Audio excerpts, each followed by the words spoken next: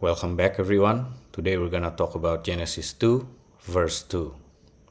And on the seventh day, God completed his work which he had done, and he rested on the seventh day from all his work which he had done.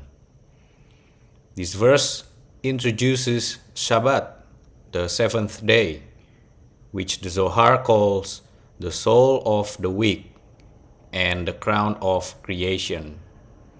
While the 6 previous days are associated with action, differentiation, and building, the seventh day is associated with completion, integration, union, and rest. It is not mere cessation, it is a return to the source, a day in which the Shekinah, divine presence, fully enters creation. The first phrase we have, and on the seventh day, God completed. This is finishing by stopping. The Zohar teaches a profound paradox. Creation is not completed by adding more, but by withdrawing. God completes by ceasing, making space for rest, presence, and sanctity to enter. This cessation is not absence, but a higher form of presence.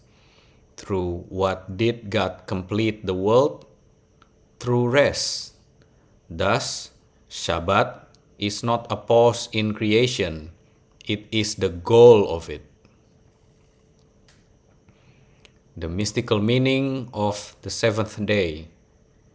This is Malkuth crown. In the Zoharic system, the 6 days of creation correspond to the 6 Sephirot of Zeir Anpin, from Kesed through Yesod, which build and extend. The seventh day, Shabbat, corresponds to Malkuth, the divine feminine, the vessel, the receiver. On Shabbat, Zeir Anpin unites with Malkuth, divine masculine with divine feminine. This union allows for the full revelation of the Shekinah, the indwelling divine presence. Shabbat becomes the day of spiritual consummation, a cosmic marriage where all previous labor is sanctified. The next phrase we have, he rested from all his work. This is the return of light to its source. The Zohar interprets rest, in Hebrew vayishbot, not as fatigue, but as withdrawal of direct creative force. During the 6 days, divine energy flows outward, shaping worlds. On the seventh, that energy returns inward, gathering back into the Ein Sof, which is the infinite source.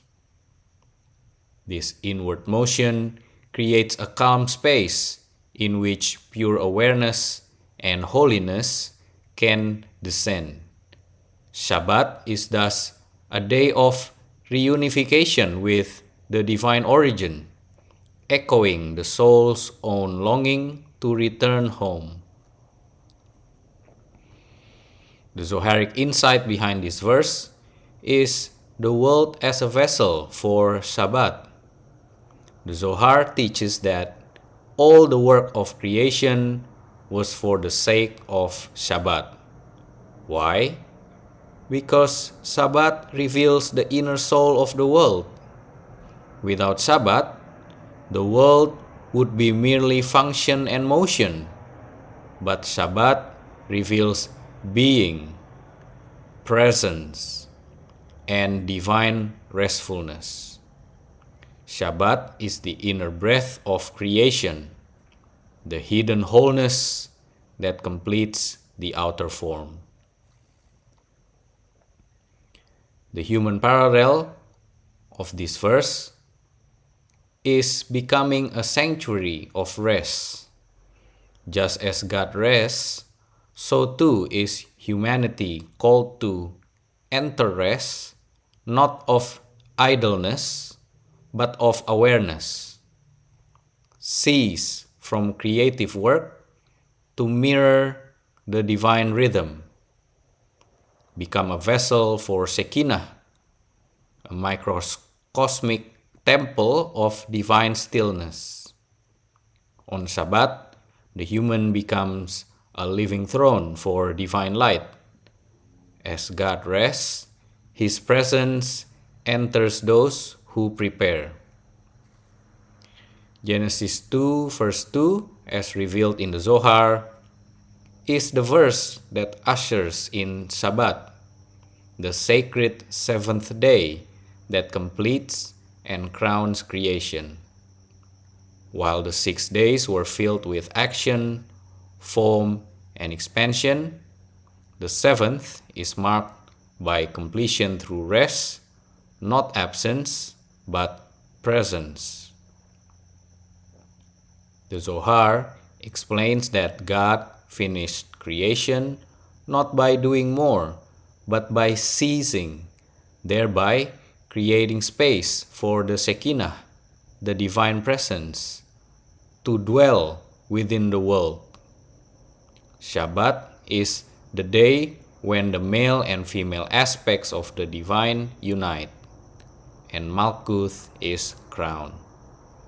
It is a day of spiritual integration when everything returns to its source. To rest does not mean God grew tired. It means the divine light retracted, making room for sanctity, balance, and inner alignment. Shabbat reveals the soul of the world and is the entire purpose of creation, the moment when the structure is complete and filled with presence. For humanity, this verse is a call to live in divine rhythm. By ceasing outer labor, we prepare to receive inner light. On Shabbat, we too become completed, reconnecting with the source that created us.